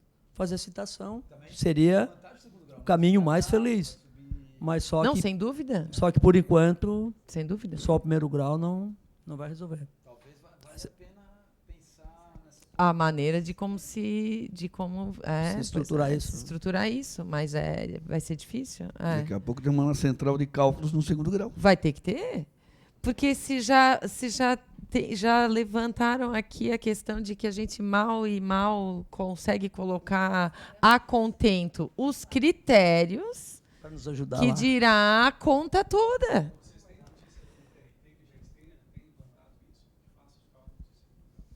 Não sei se o Éder tem, algum pessoal aí do PJE Calc. Quem deve saber isso deve ser o Cláudio, eu acho. A questão é... Com certeza. A orientação no primeiro grau é que saiam quantos por cento? De sentenças líquidas. Essa é a orientação. É a orientação. Então, o juiz, como é que ele faz essa escolha? Atualmente, né? É aquele processo que não tem hora extra, que é mais simples. Então, há a possibilidade, às vezes, do assessor fazer. Agora, aqui em São José, eu estou vivendo uma nova sistemática, que é a utilização de um perito externo. Então, você imagina, o juiz tem que ter confiança total nesse cara, porque ele vai passar para ele a sentença em off. E o cara vai fazer o cálculo, vai anexar no processo com sigilo. Quando o juiz publicar a sentença, ele retira o sigilo do cálculo e disponibiliza para a parte. Sim. Isso. E aí o que me causa estranheza é justamente nisso. Para nós é uma orientação, quase que determinação, e no segundo grau vocês ainda sequer imaginam como que isso vai acontecer. Entende? E nós já estamos recuando dessa prática, porque impactou nos prazos do juiz. Porque se tu não tem estrutura na própria unidade, né, o assessor cheio de processo de fazer sentença, a contadoria nem pensar, né, já tem toda a questão de liberações, de alvará, tudo, né, só temos uma pessoa. Conseguimos utilizar, então, o contador externo, que também não teve jeito no prazo, comprometeu o prazo do juiz, tivemos que parar, porque depois vai impactar onde? Nas metas. Não. E fora essa questão do sigilo que ele está comentando. Tudo isso. O contador tem que ser uma pessoa de extrema confiança, né? Porque ele vai ter conhecimento da sentença antes de ser publicada, antes da parte. E se essa sentença, porventura, já aí as partes tiverem ciência antes da comunicação, antes de ser publicada, com cálculo e tudo, né? Inclusive. O risco é grande. Segurança, né? Nós trabalhamos só com uma perita só da confiança, o juiz chamou ela, conversou, toda a importância trabalho, tudo, né? Confiabilidade. Foi legal, mas só que em termos de prazo não tem condições de controlar tudo isso. Mais uma vez o problema da comunicação, né? Só que agora veio mais de cima. Né? Vamos implantar com essa redução de custos. E como fica? Agora está saindo uma resolução do Sejusc, né? O Sejusc está na mão do Dias Toffoli para implementar como uma vara do trabalho, com a mesma estrutura de vara do trabalho. Aí é isso que eu digo, com contenção de gastos, vai ter que ter juiz designado, vai ter servidores designados, lotados, um diretor, a estrutura está toda montada. Eu fui um curso há pouco tempo, resolução. Então, foi o ministro do STJ que falou. Aí vem, impõe e obriga, né, ou quase que obriga, né, uma redução de cortes, de custos, e implementa uma coisa assim. A mesma coisa é essa implementação em segundo grau. Como o segundo grau vai fazer todo esse cálculo? Isso é preocupante. A gente já teve um setor de perícios contábeis que não tem mais. Só que hoje a demanda que tem no segundo grau de processos não comporta mais um setor para fazer cálculo de todos os processos que vão para o segundo grau, né? Não. Temos Aí é tranquilo, seria atualização, adequação. Para alterar, né? Quando houver alteração no acordo, muda e tudo. Se for ver as estatísticas, acho que pelo menos metade dos processos são reformados. Então, a Cláudia vai montar cursos para a gente aprender a fazer cálculo matemático aqui e liquidar esses negócios, né, Felipe? Ou a CETIC, que está aqui, vai descobrir algo assim. Novas demandas. É uma inovação tecnológica para fazer esse cálculo para nós. Só para trazer uma experiência para vocês, quando eu fui diretor em Palhoça, os 2 assessores que faziam os cálculos. Então, lá em Palhoça, sentenças líquidas desde 2013, 14, e os assessores que fazem os cálculos. Né? É um viés diferente desse de utilizar o perito, porque a utilização do perito, até estava me ocorrendo aqui, é o seguinte: ela não traz uma economia de dinheiro para o processo, ela só traz de tempo, porque os honorários periciais continuarão existindo. Caros, né? Pois é. Vai atrapalhar no acordo quando esse processo baixar do tribunal, né?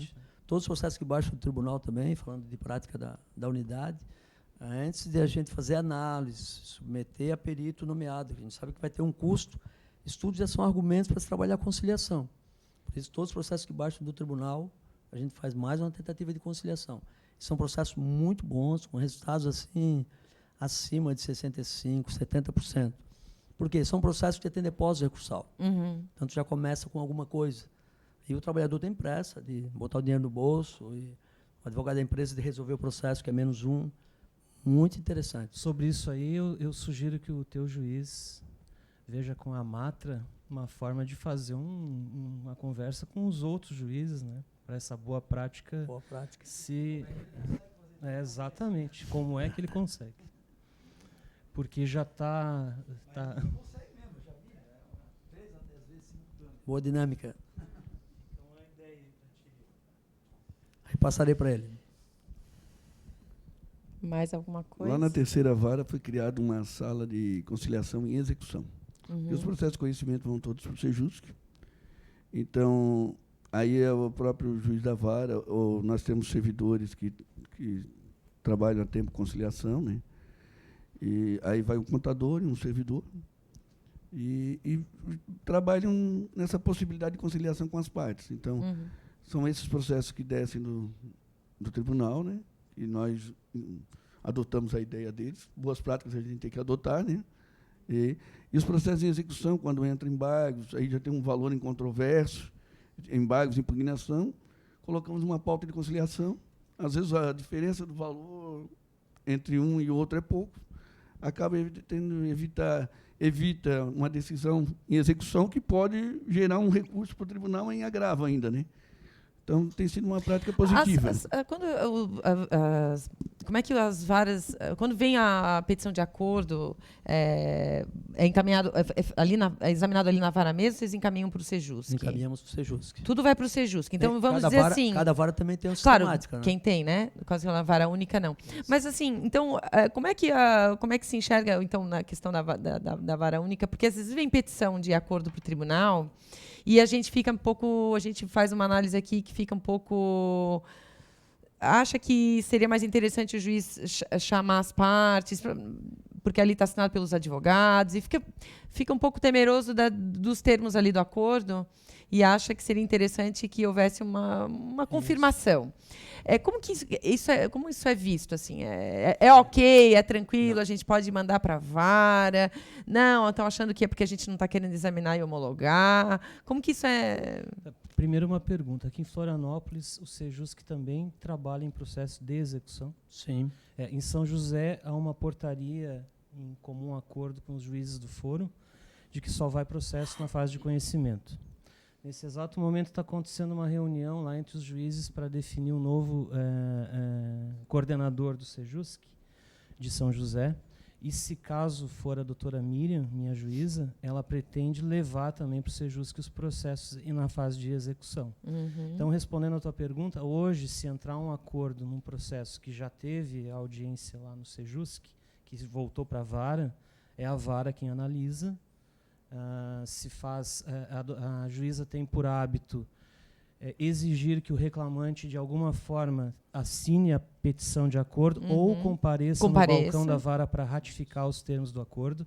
A gente abre o processo, lê a petição para o cara, olha no olho e orienta. Pergunta, tu está ciente? Tu está de acordo? Aí a gente registra numa certidão isso e o processo vai para a homologação. Então, digamos que não é mal visto que se a petição vem para o tribunal e a gente tem essa mesma sensação que seria o ideal, que haja essa audiência ou esse olho no olho, a gente manda para vocês, é ok? Por mim, pela minha juíza, pela vara que eu trabalho, para homologar no primeiro grau. Não há o menor problema em relação a isso. Não, porque tem casos e casos, né? Não sei se vocês também sentem isso quando entra lá, mas tem casos e casos. Vem ali, a gente vê que a coisa está tranquila, os valores estão ali adequados, mas às vezes dá aquela sensação de que isso aqui está estranho, está assinado só aqui, não sei o quê. O ideal seria voltar para o juiz de primeiro grau, enxergar isso aqui, fazer uma audiência, sei lá o quê, confirmar com as partes. A gente faz sempre isso, também analisa. Se tiver alguma dúvida nas assinaturas, ou não tiver do reclamante, a gente manda para o Sejusc para homologação. Ok. Complementando, ali na terceira vara, também, se o processo já retornou do Sejusc, todos os acordos são apreciados na própria vara, não retorna o processo. Não retornam para lá. Até porque lá também tem uma demanda muito grande de audiência, que não necessitaria uma nova audiência, né? E é isso que você constatou, quando constatar, seria até uma boa prática encaminhar para o primeiro grau. Aí, ó. Porque, realmente, a gente, muitas vezes, ali, analisamos petições que chamamos o autor, designa uma audiência e exige o comparecimento do autor para a gente analisar esse acordo. Às vezes ele vai lá dar o motivo, que realmente está precisando um problema de saúde, alguma coisa, que ele resolveu fazer o acordo daquela forma, né? Por isso que é importante analisar caso a caso. Sempre tem uma visão assim, eu não sei, a gente é mais distanciada, né? Por ser mais frio assim a respeito da livre. É como vocês pontuaram aqui, por vezes naquele processo, vocês já conhecem a história toda, né? Sabem a história ali, o que tem por trás também. Conhece os advogados também. A gente não sabe, né? Então vem aquilo ali, há casos e casos, mas por vezes a gente sente muito essa necessidade de que não é que a gente não quer homologar, não é preguiça de trabalhar aqui, realmente acha que ali tem alguma coisa que precisa ser visto melhor, né? Pode mandar todos para nós que joia, bota viu? audiência. Isso aí, tá bom. Ou homologa direto, se tiver. Sim, homologa direto, sim. Mas a mesma preocupação nós vamos ter lá. Então, isso, se voltar sem homologação, a gente sabe que foi observado alguma coisa que nós devemos ter mais atenção. Certo.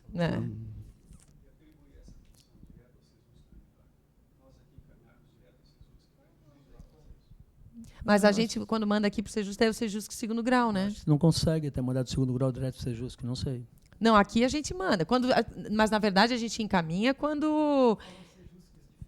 Sejusc diferente. Aí aqui é o segundo grau. Pensei que estava falando do Sejusc primeiro grau. Não, daí do segundo grau. Não, a gente pode fazer isso. Eu acho que a questão, respondendo, é uma questão do primeiro grau, já conhecia aquele processo, né? Eu tenho alguns processos que nós conhecemos, até a família do reclamante, que ele vai com família e tudo lá. Tem alguns que dá pena, assim, né? E o processo não se resolve, a gente fica até assim, chocado, porque queria dar uma resposta positiva naquele caso, né? Então, o Sejusc do segundo grau talvez tivesse o mesmo problema que a turma. Mas eu acho até que eles fazem daí a audiência, que às vezes depende, o difícil é quando é cidade, que não é Florianópolis, não é região. Então, eles não vão conseguir chamar a pessoa, né? Então, por isso que eu falo, porque daí a gente sente essa necessidade, acha que está estranho, talvez fosse o melhor o juiz ouvir a parte, ou esclarecer bem os termos do acordo, porque tem umas coisas ali que às vezes a gente pesca, né? Pela experiência.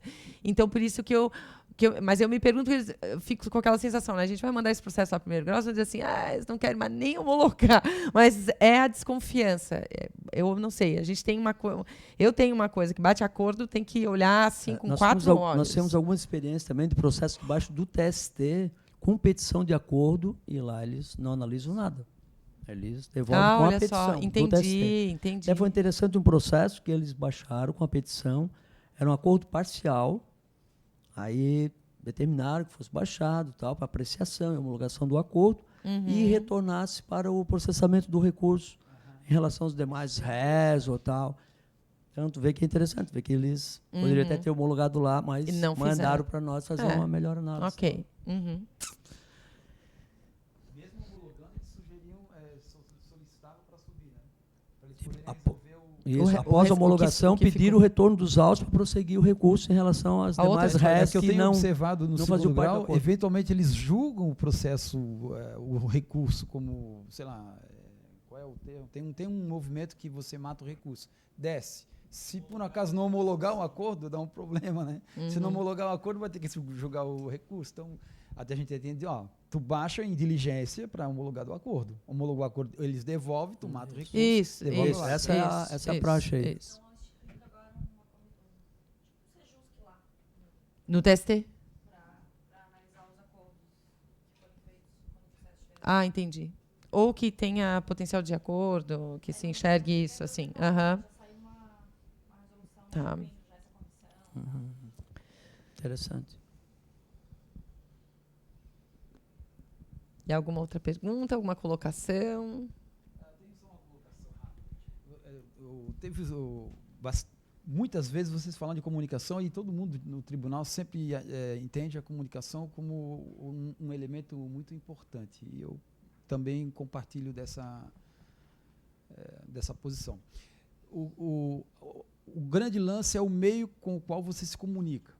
Então, a gente, por exemplo, o caso de instabilidade, qualquer coisa do tipo no PJE, consultamos a CETIC não tem uma resposta imediata. Por que ele não tem? Porque ele precisa identificar quais são os elementos do sistema, esse é o métier deles. Tá, mas está ruim, nós vamos ter que comunicar a eles que está ruim. O negócio está ruim, não precisa ficar nervoso, está ruim, a CETIC já está fazendo tudo o que dá para fazer para resolver o problema.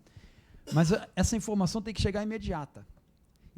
E a gente, de todos os meios que a gente utilizou, a gente viu que o WhatsApp foi o melhor meio. Então, tem aquele grupo lá da uso, tem do uso do primeiro grau e uso do segundo grau, que só o uso posta, não tem como ficar conversa, não é de conversa, é de comunicação, é de informação. Velho, está acontecendo tal coisa, não tem volta. Então, não tem desabafo, é com a corregedoria. É o grupo da corregedoria. A gente até está lá nesse grupo, mas a gente só fica de voyeur. Então, acho que a grande lance é que não está muito difundido no primeiro grau. Nem todos os diretores estão no grupo e nem todos os servidores estão, porque então acho que era legal. Ele nem sabia. Então falta comunicar que tem a comunicação. Então, a gente já sempre tem como. Então, peraí, mas não chegou essa informação nele. Então nós temos que descobrir quais foram os meios que a gente está vendo. Foi por e-mail. Por e-mail não adianta, velho. No e-mail não tem como. E-mail de vara é complicado de ficar. Se tem uma carta precatória, nem sei se estão fazendo carta precatória por e-mail ainda. Mas, enfim, acho que essa era legal de incentivar os servidores e os próprios diretores a se inscreverem nesse grupo, que a informação é só informação quente. Velho, não está dando para fazer isso. Enfim, é uma coisa importante. Eu acho que, se nem todos os diretores estão cadastrados, acho que teria que a comunicação solicitando o telefone desses diretores para poder cadastrar, né? Mas aí fazer de ofício Mas é um meio de comunicação. Isso foi o que foi feito na corregedoria. Solicitou o telefone de todos os diretores e cadastraram. Ó, aqui vai informações da corregedoria. Então eu só pegava a listinha da corregedoria. Só pegar a listinha aqui, ó. Aqui, ó. Pegar a listinha. Quem não quer sair. Por exemplo, eu pego aquela informação, eu já passo para o grupo de WhatsApp da vara. Ó, tá com problema no PJE, porque às vezes a informação é longa, eu não vou explicar para um. Tem o teletrabalho, a pessoa tem que saber. Então, a gente já repassa a informação. Mas acho que teria que fazer uma solicitação para os diretores, vê aí, nem que seja por telefone. Preciso até amanhã dos telefones de servidores que querem se cadastrar no grupo do PJE e de diretores, para a gente poder filtrar essa canalização, essa comunicação, né? Mas é bom. Para mim, atende e eu já repasso logo a informação, inclusive para quem está em teletrabalho. Então, é um modo mais prático. Uhum. É bom fazer uma outra chamada, então. Esse e-mail, para mim, passou direto e eu não me cadastrei. Então, são dois, então entre 3 e 2, é um número grande, né? Então, acho que a informação foi por e-mail, várias vezes. Isso quer dizer que o e-mail não presta para comunicação, não presta mais. Então, vamos ver talvez essa metodologia que está propondo. Os diretores de secretaria, tu cadastra de ofício e pede para eles mandarem os servidores, né, que quiserem participar. Eu já saí daqui cheia de ideia já. Já sei que eu tenho que... A gente já sabe que tem que melhorar a parte dispositiva lá nos critérios de execução, mas também já sei que dá para pedir resumo em processo difícil. Já está valendo. Nossa, já valeu. Eu levei uma bronca, mas também estou saindo uma vantagem. E que acordo a gente vai mandar para a vara. Uma simples conversa, né? Acho que os diretores aqui de Florianópolis têm participado bastante com o grupo do PJE, né? Eu lá, particularmente, ou a minha assistente, tem participado de vários cursos, ou dando curso pessoal, na CETIC, da Corregedoria. Os diretores aqui em Florianópolis são bem participativos, né? Os demais, não que não sejam participativos, é pela distância, como falou na relação do acordo. Nós temos diretores, né? O quadro de diretores do tribunal é um quadro de excelência, assim como o quadro de servidores.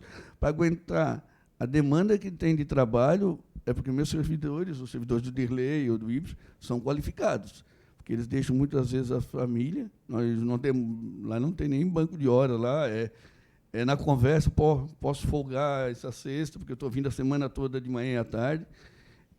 É um consenso.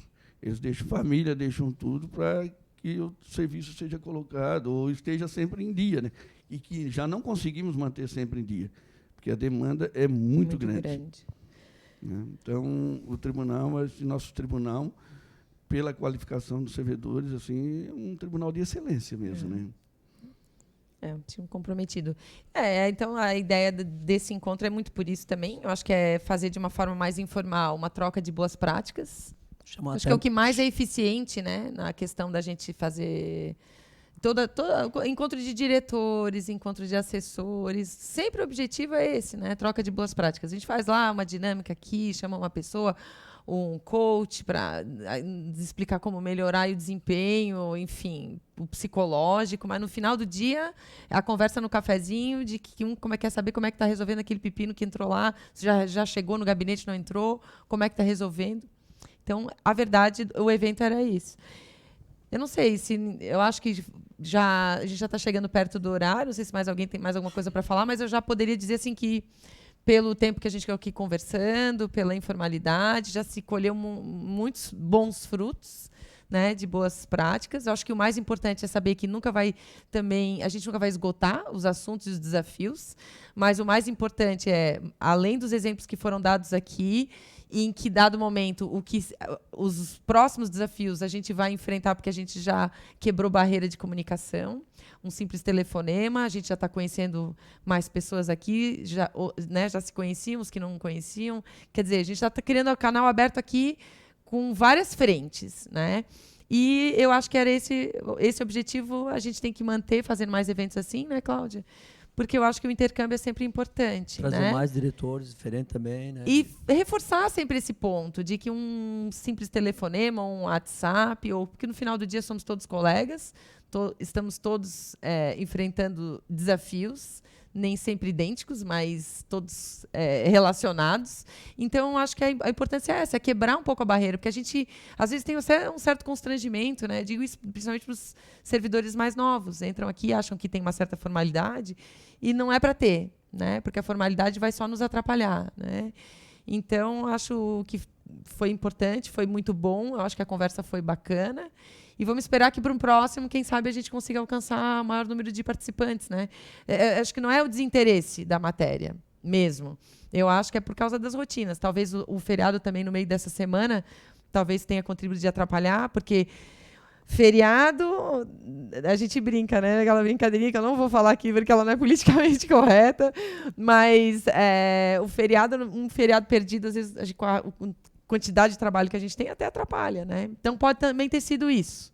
Como já ficou um dia menos na semana, talvez muitos não tenham vindo aqui por conta disso. Mas é importante que o pessoal que veio leve, né? Espalhe isso, porque eu acho que foi bem produtivo, né? Do meu ponto de vista, acho que foi bem produtivo. Você tem que agradecer os participantes, a plateia. Também agradeço a oportunidade também, né? E continuamos aí à disposição, precisar de alguma coisa. Só ligar ou aparecer para tomar um café com a gente. Isso aí. Estamos juntos. Eu, antes do agradecimento, vou falar uma coisinha das boas práticas.